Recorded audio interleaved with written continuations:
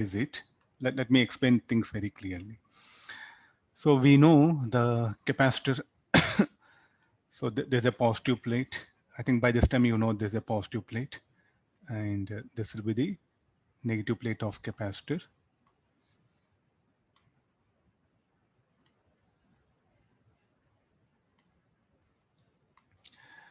I'll give charge plus Q and minus Q to the capacitor. Then what is the field inside the capacitor is given by this formula. Sir, how do you're writing this? So what is the charge density on each plate?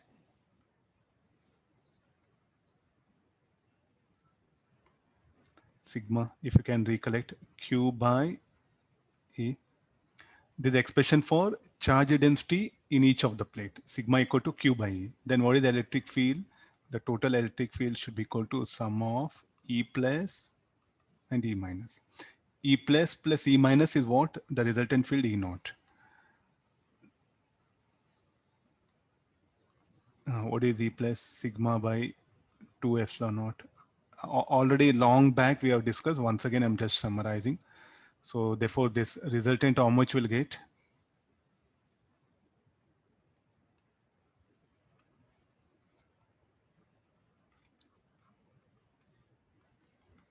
Hope if you can recollect the initial part, what we had a discussion of this kind.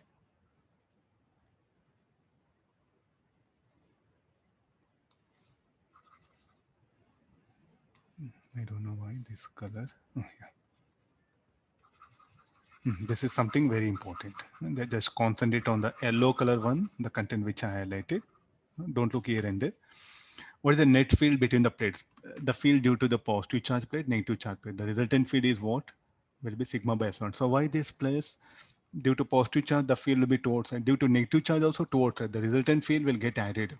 Sigma by 2 epsilon, sigma by 2 epsilon, sigma by epsilon naught. Now this field, and what is sigma? Further Q by A. So therefore, altogether what you get? Q by A epsilon naught. So this is the expression for the field between the plates. Okay, let's come to this one. What do you mean by dielectric slab? So a best example is what I'll give: ceramic, paper, glass. These are the solid dielectrics material. We have oil, we have most of the liquids are there, will be like a dielectric liquids they'll be. So we have dielectric in the form of solid as well as liquid. Let me take the dielectric slab. The best example is ceramic. All of you know ceramic cup saucer. Usually we take the tea or coffee, the ceramics. Okay. The ceramic slab is what I'm taking. So again, the dielectric slabs you can categorize into two kinds: polarized and unpolarized. Means one which can get polarized and the one which cannot get polarized. So here I am going to pick up the dielectric slab which can get polarized here. Inside the atom, individual atom, you can assume it to be made up of a dipole. So from where that dipole will come? The positive charge of an atom will be on one position and the negative revolving electrons will get aligned because of elliptical orbit. So an individual atom will behave like a dipole. If you take the ceramic, in the absence of action field, the net dipole moment will be zero. The resultant dipole moment of dielectric slab will be zero. That one. The reason for that, the dipole momentum of this. What is the dipole? So you go back to electrostatics. What is the dipole? Dipole means if you take the negative charge, positive charge, I think this is considered as a dipole, no? And the separation between them. So how you write? P is equal to L by Q is what the dipole, magnitude of dipole moment. Then, so individual atom will behave like a dipole. And look at the orientation of atoms. The P bar for this in this direction, P bar for this horizontal, P bar somewhere in the fourth quadrant. Like that, the individual dipoles, what happen, they'll be oriented in a random direction. So if I take the resultant dipole momentum of all this, the resultant will become zero, tends to zero. So what is the net dipole momentum of this? Will be zero. So plus P bar. So here you can see this one. So like this, add up all these P bar vectors of individual atom, the resultant of that will be zero, that one. This is what happens here. Now what I'm going to do is like this dielectric slab, I'm going to place between the plates of a capacitor. This is the plates, positive plate.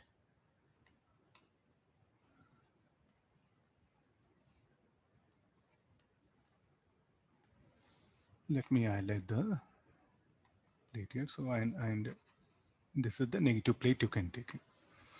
The already it is having a charge, and there is the external field. This E naught is what produced by the charge on the plates of capacitor. When I introduce this dielectric slab, you go back to dielectric electric dipole. So what electric dipole it likes very much? I think yeah, come back this one. If you immerse a dipole, if you immerse a dipole in an electric field, if you place a dipole in an electric field, then what position it likes very much? It wants to be in stable equilibrium. What is the condition for stable equilibrium? The potential should be minimum. When the dipole moment gets oriented in the direction of electric field, then the dipole is said to be in stable equilibrium and the potential is said to be minimum. This is the condition for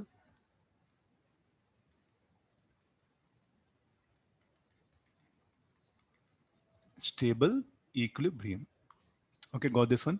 So for that to happen, the dipole moment should be in the direction of the external field. So what is the external field is what? Who will produce? The capacitor.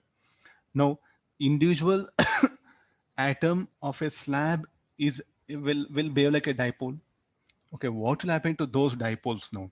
So when you immerse this ceramic slab between the plates of capacitor, the individual atoms will get aligned in the direction of external field. Why? Because they want to attain equilibrium. So therefore, what's happened to the resultant dipole moment? Earlier it was zero, now it will become non-zero. So you see this one, you are going to add up this vector, no? P plus P plus P plus P. So there are say n number of atoms. So you know mass and you know molecular mass, you know the number of molecules here. You can calculate the number of atoms. If you know number of atoms, then each atom will have dipole moment. So like this, we can calculate the net dipole moment is equal to number of atoms into dipole moment of individual atom. That would be the resultant dipole moment, and it will be non-zero. Are you able to look at this one? Look at the diagrams here. Earlier they were random. Look at this, earlier were random. So now the dipoles of the individual atom will get aligned in the direction of field. Why they should get aligned? Because the system wants to be in stable equilibrium. For stable equilibrium, the dipole moment should be in the direction of electric field. So finally what happened? All the dipoles get aligned. Now, because of this alignment of dipoles in the slab, you see that one. A resultant net charge Qi is minus Qi is induced here, and plus Qi will be induced here on this surface.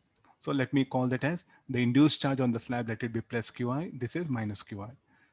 Of course, what is the net charge of the slab? Still will be zero. Net charge of slab. I'm more bothered about this surface. A net negative charge will be induced on left surface, left side of the dielectric slab, and a positive. And on the positive, on the right hand side, a net positive charge will be induced here. So this will be Qi. Now, okay, no, any charge will produce electric field. What is this E naught? This E naught is due to charge on capacitor. What is this Ei? Due to induced charge. What is Qi? Qi is the charge induced on the, we'll denote it. So what is Q? Q stand for charge on capacitor. What about Qi? Induced charge on the dielectric slab. Okay, fine. Look at this. There's induced charge minus Qi. This will be plus Qi. This induced charge will produce a field that is Ei. And what is this Ei? This Ei is the resultant field. Or shall I tell? No, Ei. E naught minus Ei will become resultant field. This E naught is the field produced by the charge on capacitor. What is Ei? Ei is the electric field produced by the induced charge on the dielectric slab. What is the resultant field? The algebra, the vector sum of these two fields will be the resultant field inside the slab. So what is the net E bar is equal to E naught minus Ei cap. Okay, got this one. Okay, now there's a background. Okay, let's come back to this one. Let's go back to the little bit of electrostatics. If this isolated point charge is kept here,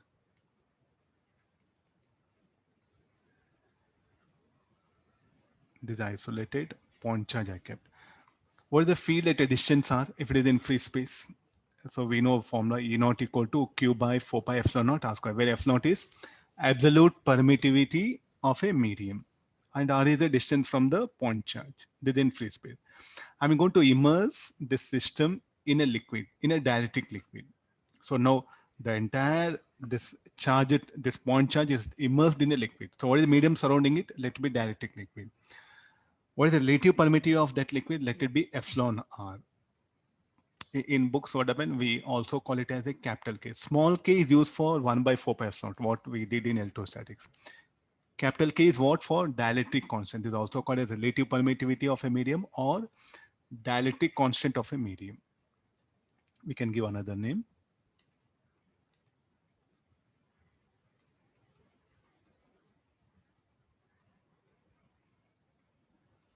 Dielectric constant of a medium.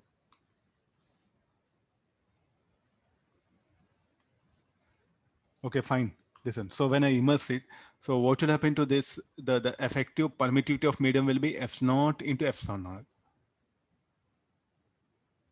Okay, then epsilon r is equal to K. So if I rewrite it, what is the field in the dielectric medium, in the presence of dielectric medium will become E naught by K.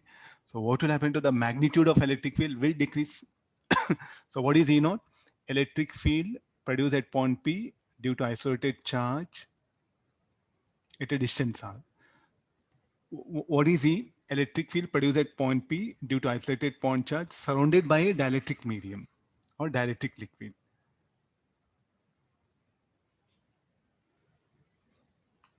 Okay, got this. So therefore, this will become E naught by K by to solving this one. So now in free space, what is the electric field? E naught. In dielectric medium, how much it will become? E naught by K. Got it? This is very, very, very fundamental. This is what you have to grasp it here. Field in free space is E naught. In dielectric medium, it will become E naught by K. Okay, let's jump into the thing, this one. So in the absence of the dielectric slab, what is the field in the air free space? E naught. Now, because of dielectric slab, it should become E naught by K. All of you got the idea? So what is E naught by K? The field between the plates with the slab. What is E naught? The field between the plates without slab. So then what is this E naught by K? Shall I call this as a resultant field? And how it is produced? Due to E naught minus E. The resultant of E naught and EI is what? The net field